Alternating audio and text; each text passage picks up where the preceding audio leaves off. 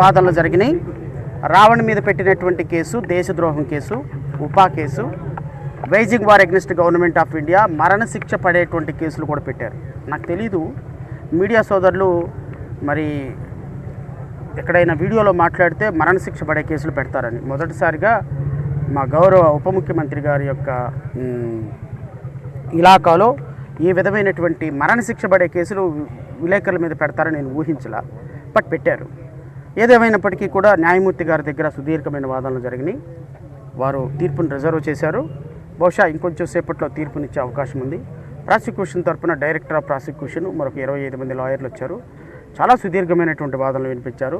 రావణ్కి బతికే అవకాశం లేదు, రావణ్ చచ్చిపోవాలి, రావణ్కి మరణశిక్ష వేయాలి. రావణు హిడ్మా చనిపోయినప్పుడంట ఆయనకి శ్రద్ధాంజలి ఘటించాడంట. శ్రద్ధాంజలి ఘటించిన కారణంగా ఆయనకి బతికే అవకాశం లేదంట.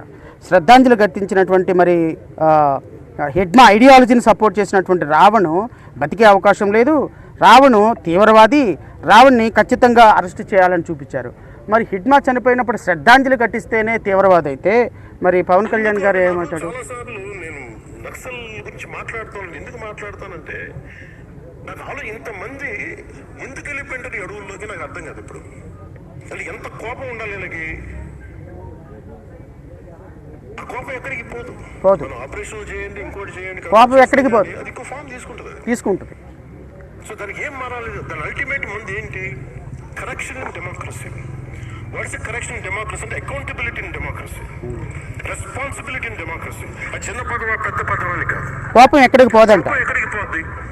కోపం ఎక్కడికి పోదు. కోపం ఉంటుంది, నక్సలిజం అక్కడే ఉంటుంది, నక్సలిజం ఇంకా ఉంటుంది. మరి ఉప ముఖ్యమంత్రి గారి మీద కేసులు పెడదామా? కేసులు పెట్టి ఉప ముఖ్యమంత్రి గారి మీద ఉపా కేసు పెడదామా?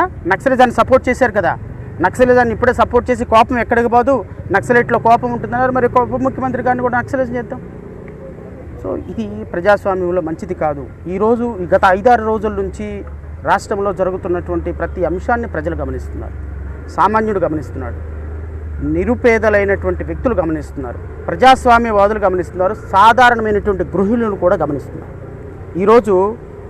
ఈరోజు రాష్ట్ర ప్రభుత్వం ఈరోజు కొన్ని లక్షల కోట్ల రూపాయలు ఖర్చు పెట్టి ఒక సామాన్యుడిని ఈరోజు అరెస్ట్ చేయడానికి ఇంత వ్యవస్థను వాడు. సరే, ఏదేమైనప్పటికీ ఇంకొక అరగంటలో జడ్జిమెంట్ వస్తుంది. రావణ్ అరెస్ట్ అయినప్పటికీ కూడా, రావణ్ రిమాండ్కి వెళ్ళినప్పుడు కూడా రావణ్ మీద ఇంకా 102 కేసులు రెడీ చేసి పెట్టారు. ప్రతిరోజు ఒక పీటీ వారెంట్ వేయాలి, రాష్ట్ర వ్యాప్తంగా అతన్ని బయటకు రానివ్వకూడదు, 1 సంవత్సరం పాటు రావణ్ని జైల్లో పెట్టాలనేటువంటి ఒక దుర్మార్గకరమైనటువంటి చర్యలకి రాష్ట్ర ప్రభుత్వం చేసింది. ఈ కాన్సన్ట్రేషను సుగాలి ప్రీతి చంపేసినటువంటి వ్యక్తుల మీద పెట్టినట్టయితే చాలా బాగుండేది. ఈ కాన్సన్ట్రేషను ఒక పాప చనిపోయింది కదా, ఆ పాప మీద పెట్టినట్టయితే ఇంకా బాగుండేది. ఈ కాన్సన్ట్రేషను రోజుకు మర్డర్ రేపు జరిగి పోలీసు లాకప్లు జరుగుతుంది కదా, దాని మీద పెట్టినట్టయితే సరిపోయేది. సో దాని కేసుల మీద అయితే ఏమి కాన్సన్ట్రేషన్ ఉండదు. సోషల్ మీడియాలో పవన్ కళ్యాణ్ గారి గురించి ఒక మాట మాట్లాడితే మాత్రం కాన్సన్ట్రేషన్ ఉంటుంది. ఏదేమైనప్పటికీ మీరు రాజద్రోహం కేసు పెట్టారు. ఈ కేసులో రిమాండ్ అయినా, ఎన్ని వందల పీటీ వారెంట్లు వేసినా లీగల్గా న్యాయ పోరాటం, రాజకీయ పోరాటం, ప్రజా పోరాటం రావణ్ని విడిపించే దాంట్లో కొనసాగుతుంది. ఈరోజు చేసినటువంటి ఈ 4-5 రోజుల నుంచి రాష్ట్ర ప్రభుత్వం చేసినటువంటి విన్యాసాల యొక్క రిప్లికేషన్స్ 2029లో రిఫ్లెక్ట్ అవుతాయి. Thank you so much. వాదనలు జరిగినాయి. రావణ్ మీద పెట్టినటువంటి కేసు దేశద్రోహం case, UAPA case, waging war against government of India, మరణశిక్ష పడేటువంటి కేసులు కూడా పెట్టారు. నాకు తెలీదు మీడియా సోదరులు మరి ఎక్కడైనా వీడియోలో మాట్లాడితే మరణశిక్ష పడే కేసులు పెడతారని. మొదటిసారిగా మా గౌరవ ఉప ముఖ్యమంత్రి గారి యొక్క ఇలాకాలో ఈ విధమైనటువంటి మరణశిక్ష పడే కేసులు విలేకరుల మీద పెడతారని నేను ఊహించలా, బట్ పెట్టారు. ఏదేమైనప్పటికీ కూడా న్యాయమూర్తి గారి దగ్గర సుదీర్ఘమైన వాదనలు జరిగినాయి. వారు తీర్పును రిజర్వ్ చేశారు. బహుశా ఇంకొంచెం సేపట్లో తీర్పునిచ్చే అవకాశం ఉంది. ప్రాసిక్యూషన్ తరఫున డైరెక్టర్ ఆఫ్ ప్రాసిక్యూషన్ మరొక 25 మంది లాయర్లు వచ్చారు. చాలా సుదీర్ఘమైనటువంటి వాదనలు వినిపించారు. రావణ్కి బతికే అవకాశం లేదు, రావణ్ చచ్చిపోవాలి, రావణ్కి మరణశిక్ష వేయాలి. రావణు హిడ్మా చనిపోయినప్పుడంట ఆయనకి శ్రద్ధాంజలి ఘటించాడంట. శ్రద్ధాంజలి ఘటించిన కారణంగా ఆయనకి బతికే అవకాశం లేదంట. శ్రద్ధాంజలి ఘటించినటువంటి మరి హిడ్మా ఐడియాలజీని సపోర్ట్ చేసినటువంటి రావణు బతికే అవకాశం లేదు. రావణ్ తీవ్రవాది, రావణ్ని ఖచ్చితంగా అరెస్ట్ చేయాలని చూపించారు. మరి హిడ్మా చనిపోయినప్పుడు శ్రద్ధాంజలి కట్టిస్తేనే తీవ్రవాది అయితే మరి పవన్ కళ్యాణ్ గారు ఏమంటాడు? చాలాసార్లు నేను నక్సల్ గురించి మాట్లాడుతాను. ఎందుకు మాట్లాడతానంటే నాకు ఇంతమంది ఎందుకు వెళ్ళిపోయింటారు అడవుల్లోకి నాకు అర్థం కాదు. ఇప్పుడు అసలు ఎంత కోపం ఉండాలి వీళ్ళకి. ఆ కోపం ఎక్కడికి పోదు. ఆపరేషన్ చేయండి, ఇంకోటి చేయండి, కోపం ఎక్కడికి పోదు, అది ఇంకో ఫామ్ తీసుకుంటుంది. సో దానికి ఏం మారాలి? దాని అల్టిమేట్ ముందు ఏంటి? Correction in democracy. What's a correction in democracy అంటే accountability in democracy, responsibility in democracy. ఆ చిన్న పదవ పెద్ద పదవాన్ని కాదు. కోపం ఎక్కడికి పోదంట. ఎక్కడికి పోద్ది?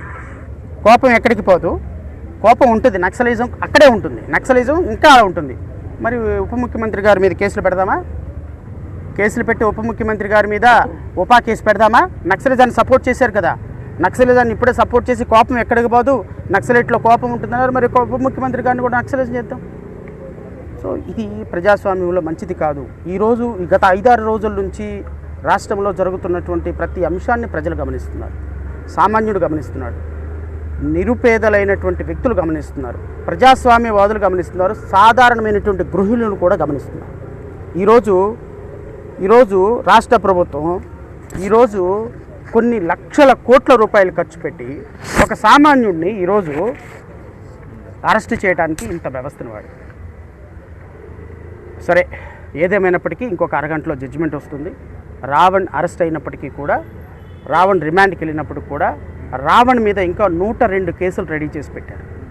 ప్రతిరోజు ఒక పీటీ వారెంట్ వేయాలి, రాష్ట్ర వ్యాప్తంగా అతన్ని బయటకు రానివ్వకూడదు, 1 సంవత్సరం పాటు రావణ్ని జైల్లో పెట్టాలనేటువంటి ఒక దుర్మార్గకరమైనటువంటి చర్యలకి రాష్ట్ర ప్రభుత్వం చేసింది. ఈ కాన్సన్ట్రేషను సుగాలి ప్రీతి చంపేసినటువంటి వ్యక్తుల మీద పెట్టినట్టయితే చాలా బాగుండేది. ఈ కాన్సన్ట్రేషను ఒక పాప చనిపోయింది కదా, ఆ పాప మీద పెట్టినట్టు ఇంకా బాగుండేది. ఈ కాన్సన్ట్రేషను రోజుకు మర్డర్, రేపు జరిగి పోలీసు లాకప్లు జరుగుతుంది కదా, దాని మీద పెట్టినట్టయితే సరిపోయేది. సో దాని కేసుల మీద అయితే ఏమి కాన్సన్ట్రేషన్ ఉండదు. సోషల్ మీడియాలో పవన్ కళ్యాణ్ గారి గురించి ఒక మాట మాట్లాడితే మాత్రం కాన్సన్ట్రేషన్ ఉంటుంది. ఏదేమైనప్పటికీ మీరు రాజద్రోహం కేసు పెట్టారు. ఈ కేసులో రిమాండ్ అయినా, ఎన్ని వందల పీటీ వారెంట్లు వేసినా లీగల్గా న్యాయ పోరాటం, రాజకీయ పోరాటం, ప్రజా పోరాటం రావణ్ని విడిపించే దాంట్లో కొనసాగుతుంది. ఈరోజు చేసినటువంటి ఈ 4-5 రోజుల నుంచి రాష్ట్ర ప్రభుత్వం చేసినటువంటి విన్యాసాల యొక్క రిప్లికేషన్స్ 2029లో రిఫ్లెక్ట్ అవుతాయి. Thank you so much.